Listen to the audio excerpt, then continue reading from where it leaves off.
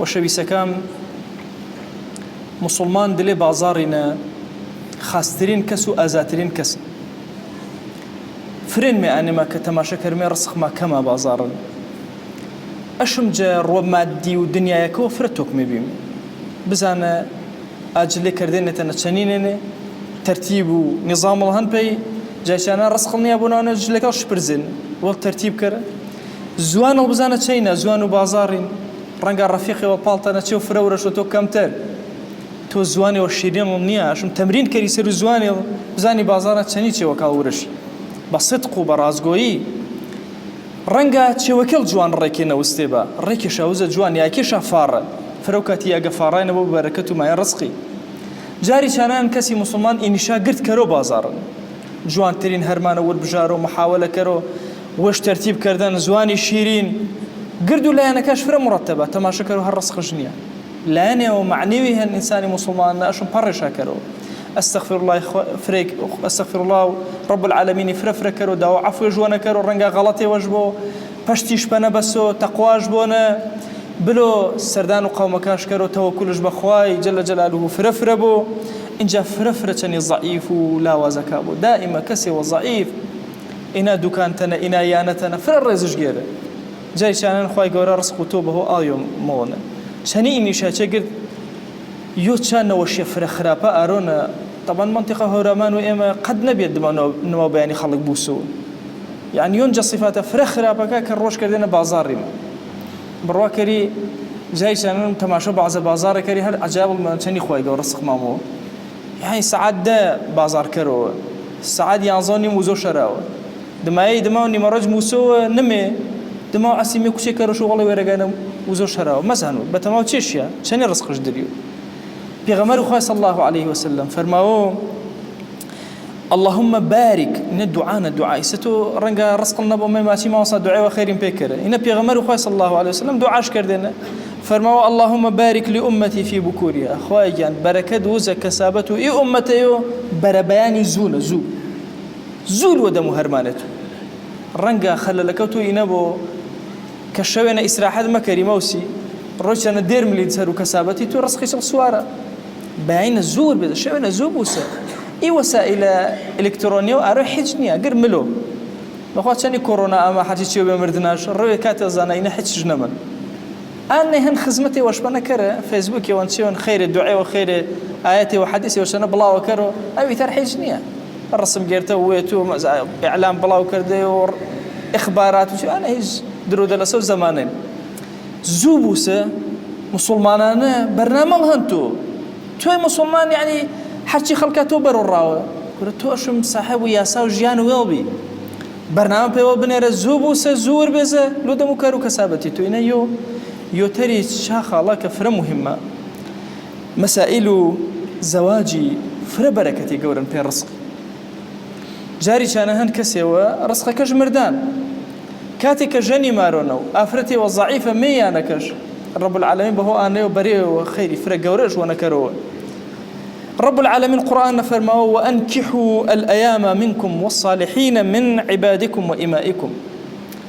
طبعا وانكحوا خطابك بيان بيتاتيان ما شو فرماه كناتشكاتا ديدي شو كركا عين جني شابي بارده خطابك اتجاه بيكي بي ولي امري غير إنه أجر زمن عبد جاري به واجب سر عبدك جاريك آية ده بشو جنس به آية بار يعني سيما فروكاتي بس عبد جاري كرا إسلام غير ياسان نريانره غير قوانين جورين كسي وإنا يعني كوتونا قابلة بقوانين وبياسابو يوتشاتشوا حتى أجر عبدك دو جنس جرك واجب سر دو جنس به بار شريعة فرماو آياتك كوتايكيش ما ترزدي إن يكونوا فقراء يغنيهم الله من فضله أجر آمي فقير بيو زانا حد شانية ما ترسى شانية باجاني بارا شكا خواهي قورا ويش دولة ما نشاكرو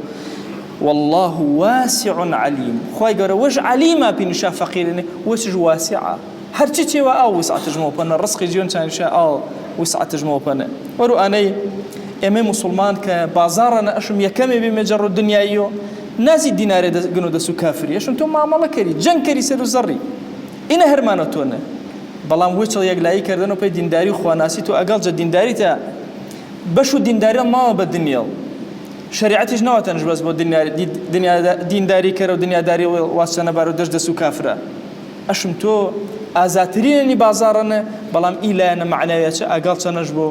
دائمە هۆشتە نەبە خەریک شابە لعل رب العالمين رزقي وجوراه برا أمته بيغمر خوي صلى الله عليه وآله وسلم شني زمين شنا دين مش أسمانا بوما كارو كسابتنا بوما إي أمته إنا سرو زر وسرو خزينة خوي قارئ مجبور بجاردين مسرو خزينة أرونا كافر خزينة كي برونا واسمه بحالي من نمي أشم كارو كسابته بازاري ما فرور يا نبو ما بو خلقي مسلمان حيث جنبو داماغو هرب سربو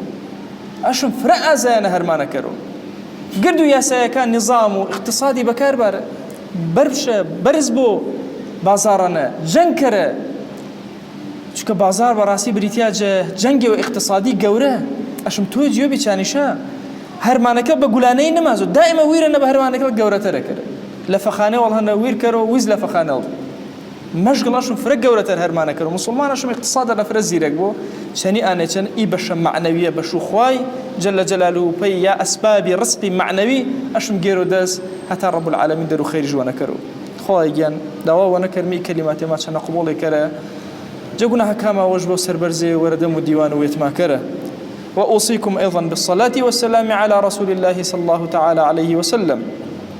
حيث أمرنا الله تبارك وتعالى في محكم تنزيله قائلا إن الله وملائكته يصلون على النبي يا أيها الذين آمنوا صلوا عليه وسلموا تسليما اللهم صل على سيدنا محمد وعلى آل سيدنا محمد وبارك على سيدنا محمد وعلى آل سيدنا محمد كما صليت وباركت على إبراهيم وعلى آل إبراهيم إنك حميد مجيد اللهم اغفر للمؤمنين والمؤمنات وللمسلمين والمسلمات ولمن أنشأ هذا المكان اللهم أعز الإسلام والمسلمين وأهلك الكفرة والملحدين اللهم انصر من نصر الدين واخذل يا رب من خذل الإسلام والمسلمين اللهم آت نفوسنا تقواها فزكها أنت خير من زكاها